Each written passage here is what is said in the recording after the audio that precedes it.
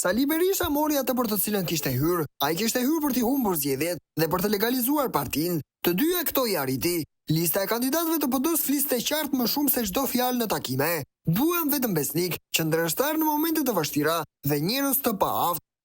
Ishte bashkë e kundërta e vitit 2005, kur mori gjithë kundërshtarët e tij me emër për të përballur e fituar. Në fund të fundit, humbja nuk do të ishte e tij, humbja ishte e popullit të opozitës. Këtë e kishin kuptuar të gjithë, përveç militantëve. Grumbulli Berishis që nuk pranon të ndezë motorin e mendimit, sigurisht ishte me shpresa të mëdha e të pashuara. Ata ishin si flamurtari në luftë, nuk dorëzohen kurrë, as mbas humbjes.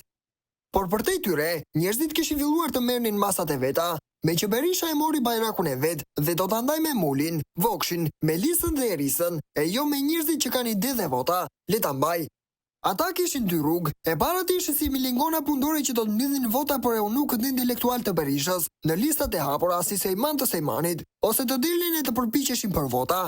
Rruga e dytë ishte ku e ku më e vështirë, por sigurisht më dinjiteuze se sa e para. Dhe formuan ushtritë e tyre të vogla me vuajtje, përpjekje, sharje e mallkime berishiste. Një herë një kohë, kur dikush fliste kundër kandidimit brenda PD-s, të gjithë i vërstuleshin, pse nuk krijon partinë tënde ti, e të shohësh sa të vlen lëkura.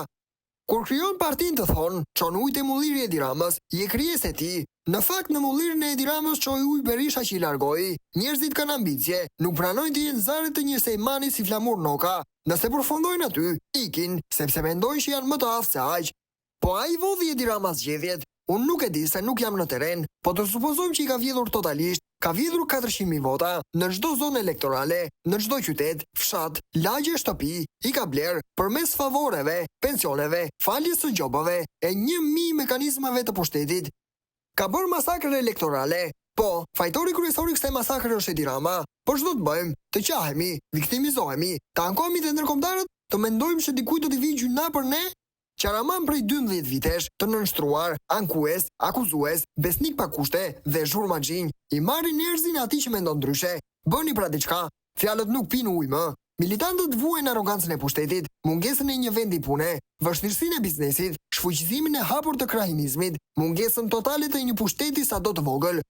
Bëni diçka për ta, ose lironi vendin dikujt tjetër. Unë votova kundër Berishës me bindje të plot. Do ta bëj sa herë të kem alternativë të vetë me një parti dogmatike, të plakur, eunuke, qaramane dhe viktimizuese.